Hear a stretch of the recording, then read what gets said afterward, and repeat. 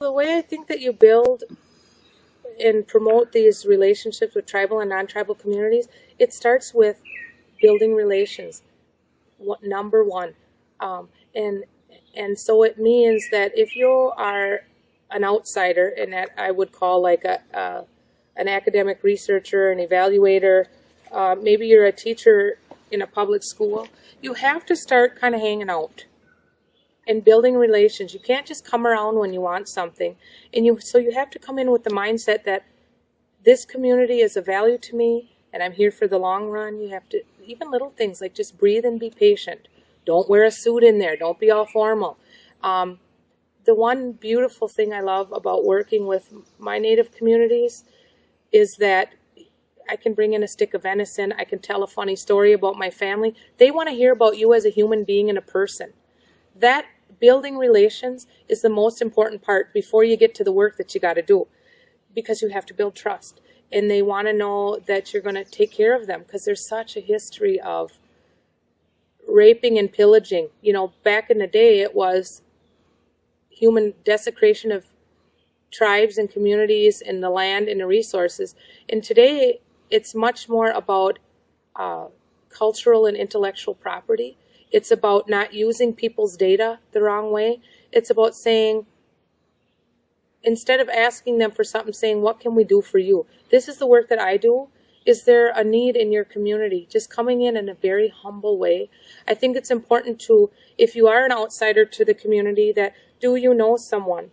I mean, there's been a lot of universities who don't have relations with tribal communities they want to work with, and they've tried for years to work with this tribal college or that tribal community or this tribal organization. And if I deem them appropriate, and I know that sounds really narcissistic, but I have to feel like it's somebody safe, because if I introduce somebody from the outside to my community and they are crazy or they are disrespectful, I get in trouble. And so anyways, I think if you're a complete stranger, it's important to kind of have someone who can be, and we would call it gaining access in academia, right? And so it has to be an access point, but you just need to breathe and relax and just say, this community matters to me. I will be here to do what I can for, I'm not going to say a lifetime, but I'm going to say for, it shouldn't be a 3 or 5 year project. It should be, let's continue to stay in touch and let's continue to be of like minds, because we want to work on the issues of poverty or the issues of academic attainment or the issues of enlightening both of our communities. You have to come in there like, hey, man, I got to learn, you know, I see this as a problem. Can you help me? And Native folks will be able to tell if you are authentic and you're being honest. They have that, they use that intuition as much as their intellect. And so the first big step is just that whole building relations. Now, above and beyond that, when you kind of get into the nitty-gritty of writing a grant, and when you write a grant, if you're collecting data, you need to have equal resources and representation. And I mean in the most meaningful way, not just if it's a $5 million grant, you can't give the participating tribal college $5,000. You know, it has to be meaningful. And I'm not trying to sound like they need to be bought off, but if you build authentic relations and you have PIs, so you know you have PIs from different tribal organizations, and you say, where do you want this data? What is appropriate? How do we share this data? If we publish, can we have your permission, and would you be a co-author with us, or would you be a co-presenter with us? All of those things, and when the project is done, we give the raw data back to you. Because that goes with the philosophy, because we think in academia that we own this, and we own intellectual property, and we own. Well, in the Native way, we use tobacco to thank the Creator for the things He's given us, to pray. But way back in the day, the teaching of creation teaching is that Creator left tobacco on the earth to remind the first people of this earth, the Native American people, that tobacco was a gift, that Creator did not give us Mother Earth. Creator put us here to care for Mother Earth. So that idea of ownership in a traditional way is, we don't own anything. We are caretakers of. So that's kind of where worldviews kind of get kind of clash, because then in academia or in grants or even in modern day tribal governments or tribal colleges or tribal schools, there has to be some shared mutual agreement. And if it's in writing, even better. There's a lot of, I'm trying to think, Native American Rights Fund has a tribalizing education series that's beautiful.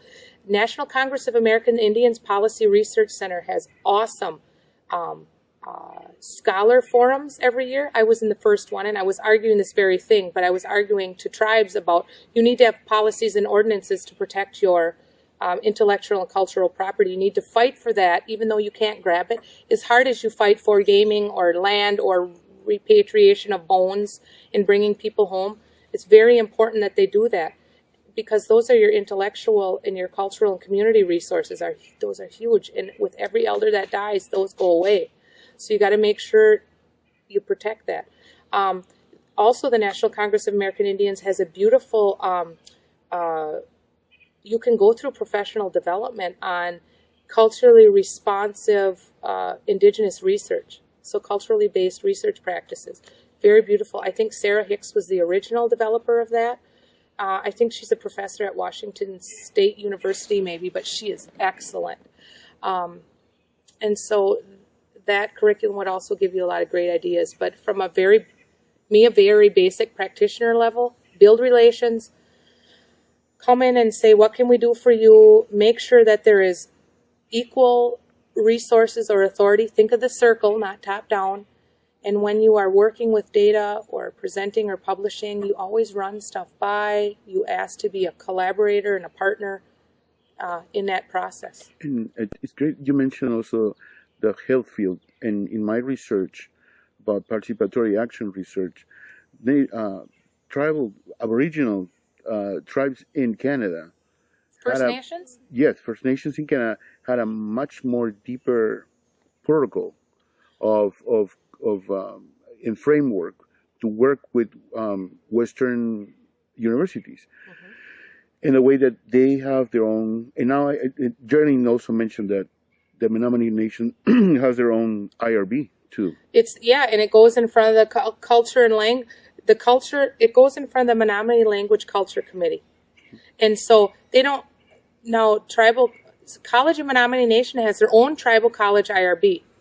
But so this gets into that, where are you on the res and what is the process? If you're doing research or evaluation with College of Menominee Nation, you go through their IRB. But if you're doing research or evaluation work with the community, you go through the tribal government's Language and Culture Commission. Two very separate things. And then still, I go to a third one, which is informal and on Rabbit Ridge, where the Sweat Lodge is. I go to the elders of the traditional community I know who they are because they gave me my Indian name. I go to ceremonies up there. I hang around. I've built relations, and I am committed in an authentic way to the Menominee community. There's a lot of them up there who Menominee and Stockbridge, so since you brought up Menominee, that I say, this is what I'm doing. What is the best way to go about it? So you got to go to different areas, and depending on who you work with. And I think sometimes as an outside educator or researcher, when getting permission, people assume that the college gives permission for everyone. They don't. The college does have their own IRB. The Menominee tribal government has their own, we'd say IRB, but it's the Language and Culture Commission, and they're very active. Karen Washenawadick is awesome. She might be a person you'd want to talk to. She's in education. Very active, very awesome. And then, as long as you're still up here with Kate. And then but the other thing I wanted to caution, and this goes back to the National Congress of American Indians, the Policy Research Center, they have a policy forum every year. Another part of my paper that I argued on, and that was like back in 2005 or 6, was that out of the 562 tribes, like less than 5% had their own IRBs. So don't assume my tribe, Stockbridge, Muncie, in Bowler, Wisconsin, does not have an IRB. It doesn't have a Language and Culture Commission, nothing. So as part of my dissertation research, my way to give back, That's another thing that you can do to help when you want to build tribal, non-tribal relationships, is you come in saying, these are the things I'm willing, what do you need? One of the things my tribe needed, they need human subjects protection policies, they need data sharing policies and protocols. So through my dissertation, I'm going to help them build that so that they can have that when I leave, besides my data and my research.